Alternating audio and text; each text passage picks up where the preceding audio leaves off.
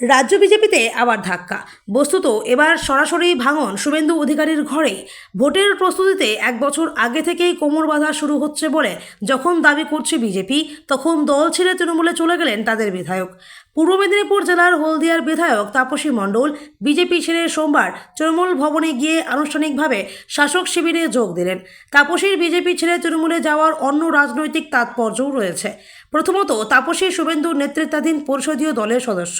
দ্বিতীয়ত, তিনি শুভেন্দুর নিজের জেলার নেত্রী এবং বিধায়ক। তাপসী একটা সময়ে ছিলেন সিপিএমে।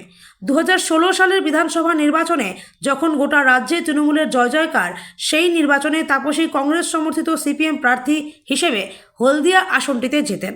প্রসঙ্গত, তৃণমূলের তরফে শুভেন্দু নিজে তখন হলদিয়া দেখভাল করতেন, কিন্তু তৎসত্ত্বেও সিপিএমের হয়ে জিতেছিলেন তাপসী। তারপরে তিনি সেই শুভেন্দুর হাত ধরেই দল বদল করেন।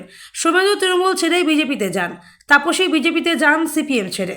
2021 সালের বিধানসভা নির্বাচনে তাপসী হলদিয়া থেকে বিজেপির টিকিটে লড়েন, আবার জয়ী হন।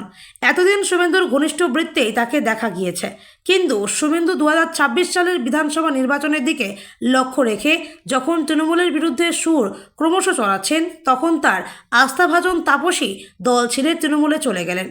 বিরোধী দলনেতার জন্য এই ভাঙন অস্বস্তিজনক বলেই মনে করা হচ্ছে।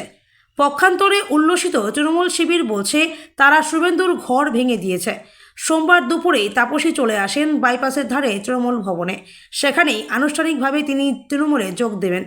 2021 সালের বিধানসভা এবং 2024 সালের লোকসভা নির্বাচনে তৃণমূলের কাছে বিজেপি পর্যদস্ত হয়েছে। উত্তরবঙ্গে বিজেপির অবস্থা কিছুটা সম্মানজনক হলেও গোটা দক্ষিণবঙ্গে বিজেপির শোচনীয় পরাজয় দেখা গিয়েছে। ব্যতিক্রম ছিল শুধু শুভেন্দুর নিজের জেলা পূর্ব মেদিনীপুর।